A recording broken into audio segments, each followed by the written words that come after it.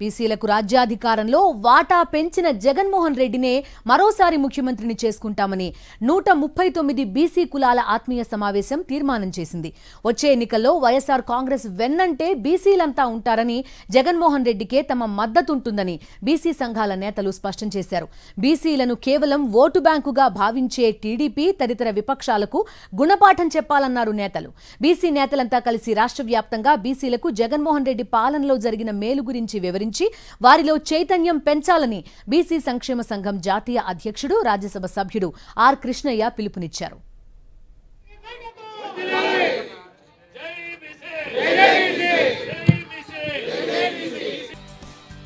Andhra Pradesh BC సంఘం ఆధ్వర్యంలో 139 BC కులాల ఆత్మీయ సమావేశం జరిగింది. రాష్ట్రంలోని అన్ని జిల్లాల నుంచి 80 బీసీ కులాల ప్రతినిధులు ఈ సమావేశానికి వచ్చారు.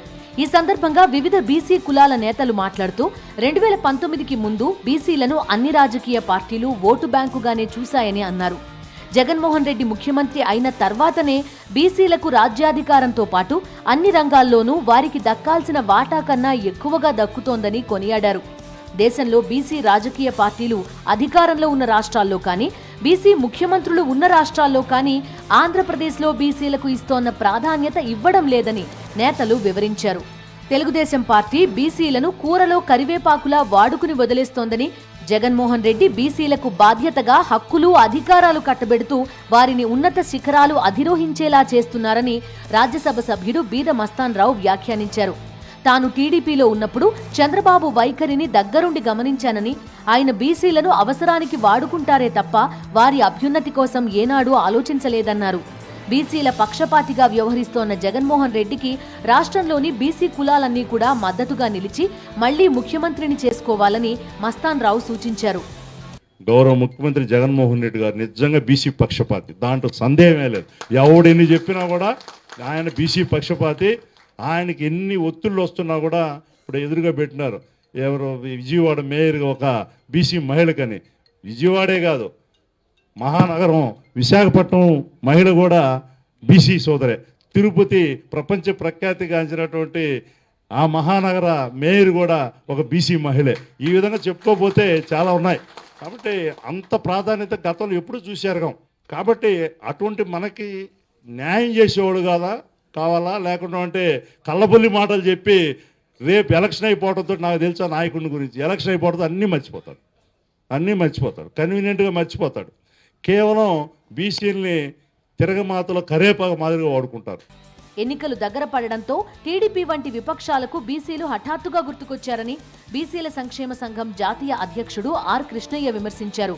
బీసీ కులాలన్నీ చైతన్యం తెచ్చుకోవాలని, విపక్షాల ట్రాప్లో పడితే బీసీల పరిస్థితి మళ్లీ అధ్వాన్నంగా తయారయ్యే ప్రమాదం ఉందని కృష్ణయ్య హెచ్చరించారు. మనం అడగకుండానే ఆయన అధికారంలో, సంపదలో, విద్యలో, హోదాలో అన్ని ఊడిస్తున్నాడు. మనము కాబట్టి దీన్ని మనం ప్రచారం చేసుకోవాలి. మనకు వాటా ఇచ్చే ముఖ్యమంత్రి దొరికిండు, దాన్ని నిలబెట్టుకోవాలి.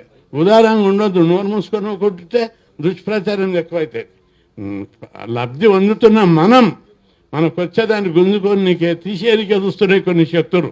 కాబట్టి ప్రచారం ద్వారా, మద్దతు ద్వారా మేమంతా జగన్కే మద్దతు, జగన్ ప్రభుత్వం అంటే బీసీల ప్రభుత్వం అని తిప్పి కొట్టవలసినటువంటి నైతిక బాధ్యత మనం. ఉదాసీనత, నిర్లక్ష్యం, ఏమరుపాటు ఏమాత్రం మనం వృధా చేసినా భవిష్యత్తులో మన పిల్లలకు కూడా ఇప్పుడున్న అమ్మఒడి ఉండదు, పదవులు ఉండయి, రిజర్వేషన్లు ఉండయి, ఉద్యోగాలు ఉండయి, మళ్ళీ వెనకట్లాక బతకవలసి వస్తుంది. కాబట్టి ప్రతిపక్ష పార్టీలన్నీ మోసపు మాటలు. జగన్మోహన్ రెడ్డి రాజకీయ నాయకుడు కారని, ఆయన గొప్ప సంస్కరణవాదిలా వ్యవహరిస్తూ అణగారిన వర్గాల పక్షపాతిగా వ్యవహరిస్తున్నారని కృష్ణయ్య ప్రశంసించారు. ప్రతిపక్షాలు ఎన్ని కుట్రలు చేసినా తాము మాత్రం జగన్మోహన్ రెడ్డి వెన్నంటే ఉంటామని, ఆయన విజయం కోసం పాటుపడతామని ఆంధ్రప్రదేశ్ బీసీ సంఘం రాష్ట్ర అధ్యక్షుడు మారేష్ ప్రకటించారు. ఛాలెంజ్ జగన్మోహన్ రెడ్డి గారికి ఈ రాష్ట్రంలో అంతగా దండగా ఎస్సీ, ఎస్టీ, బీసీ, మైనార్టీ వర్గాలు ఉండబోతున్నామని చెప్పేసి ఈ వేదిక నుంచి మేము ప్రకటిస్తున్నాము. అదేవిధంగా మీరు ఎంతమంది అగ్రవర్ణాలు వచ్చినా, ఎన్ని పొత్తులు పెట్టుకున్నా పేద ప్రజలతో ప్రత్యక్ష సంబంధాలు ఉన్నటువంటి ఏకైక నాయకుడు వైఎస్ జగన్మోహన్ రెడ్డి గారు అని చెప్పేసి నేను తెలియజేస్తున్నాను. సోదరులారా, మనమంతా కూడా ఆలోచన చేయాలా. మన కోసం కష్టపడుతున్నటువంటి నాయకుడు, మన కోసం నిధులు ఇస్తున్నటువంటి నాయకుడి మీద విష ప్రచారం చేస్తుంది. నేను అడుగుతున్నా, 6 కిలోమీటర్లు వెళ్ళి మళ్ళీ పెన్షన్ తీసుకొచ్చే చంద్రబాబు కావాలా? ఉదయం 6 గంటలకే పెన్షన్ ఇచ్చేటటువంటి జగన్మోహన్ రెడ్డి గారు కావాలా అని చెప్పేసి దేశ చరిత్రలోనే ఎక్కడా ఎప్పుడూ లేని విధంగా జగన్మోహన్ రెడ్డి ప్రభుత్వంలో మంత్రివర్గంలో బడుగు వర్గాలకు పెద్దపీట వేశారని వక్తలు పేర్కొన్నారు. మంత్రి పదవులే కాదు, నామినేటెడ్ పదవుల్లోనూ, పనుల్లోనూ, సంక్షేమంలోనూ బీసీలకు అత్యధిక ప్రాధాన్యతనిస్తూ సామాజిక న్యాయానికి సరికొత్త నిర్వచనమిచ్చిన మహానాయకుడు జగన్మోహన్ రెడ్డే అని వారు కీర్తించారు.